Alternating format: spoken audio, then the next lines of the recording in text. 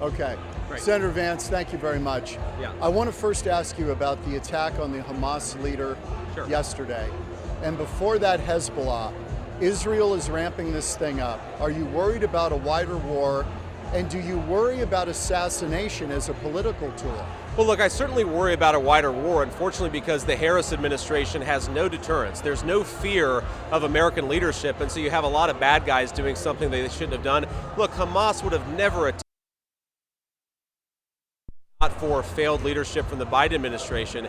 And I think that what we have to do now, unfortunately we're in the position that we're in, is we have to empower the Israelis to get this thing over as quickly as possible. It's not in Israel's interest, it's not in our interest for this war to prolong itself. So with the Israelis, take care of the bad guys, take care of Hamas, and hopefully move towards a peaceful resolution in the Middle East, because there is appetite among some of Israel's Arabic neighbors to join it together in a real peaceful resolution, but that's not going to happen while this war is going on. On the campaign, Yeah, there's so much noise. sure. In the end, in the final analysis, what does this race come down to in your view? I think it's very simple. It's, do you want more affordable groceries and lower housing costs? If so, you should vote for Donald Trump. Do you want to close the southern border and stop the flow of drugs and fentanyl into our communities? If so, you should vote for Donald Trump. He actually has a set of visions and also a successful record of advocating for working people, of solving the problems that confront the country. And I just think that President Trump, he did it once, he's going to do it again, and we've got to reinstate that good American leadership. On the tenor of the campaign, Sure.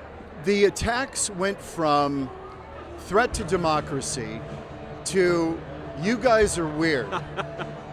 What do you make about this idea that you're weird, Trump's weird, and anybody who supports MAGA is weird? Look, I think it's Kamala Harris having her campaign run by a bunch of social media interns who don't know what they're doing. But look, I'm a husband, I'm a father of 3 beautiful kids, and I want better American leadership to make this country more prosperous and more free. If they want to call me weird, I welcome it. I just want the country to do better, and I'm going to do everything I can to make it happen. Okay.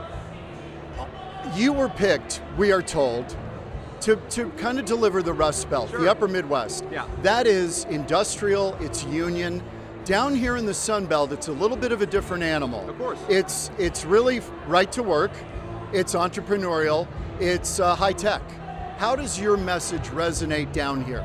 Well, I think that what unites the Rust Belt and the Sun Belt, the industrial Midwest from places like Arizona and Nevada, is that people want good jobs. They want an American president that protects American jobs, whether they're in the factories or in the tech sector, and they want reasonable regulations, because you can't build a business, and you sure as hell can't build a factory if you're destroying the American energy sector and making it hard to actually make things in this country. So little different industries, sometimes little different histories, but I think the unifying message is we want a secure border, we want good jobs for American citizens, and there is a unified policy message to achieve that. Okay, what do you have against childless cat ladies?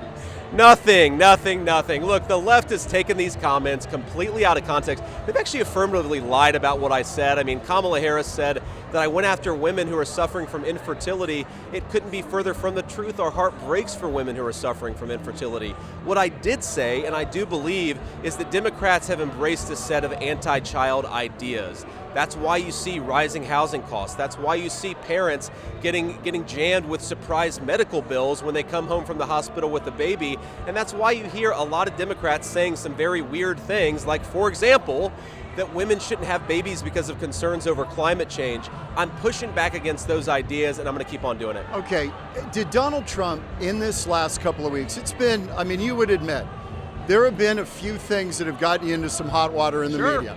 Okay, did he ever call you or reach out or say, JD, here's my advice to you, I've been through this for 8 years?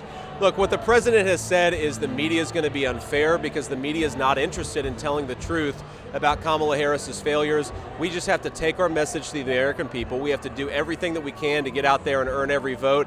That's been his consistent advice from the moment he selected me, and I think that'll be his advice for the next 3 months. You're ready to be president if that were to happen. Look, God forbid, you have to be ready for president when you accept this job, and I think that my ideas and certainly my experience in the Marine Corps and the business sector have prepared me to become president, but I think Donald Trump, he's in great health, he's going to make a great president for 4 whole years. Senator Vance, thank you very Thanks, much. man. Really See ya. appreciate your Yeah, time. appreciate it. Yeah.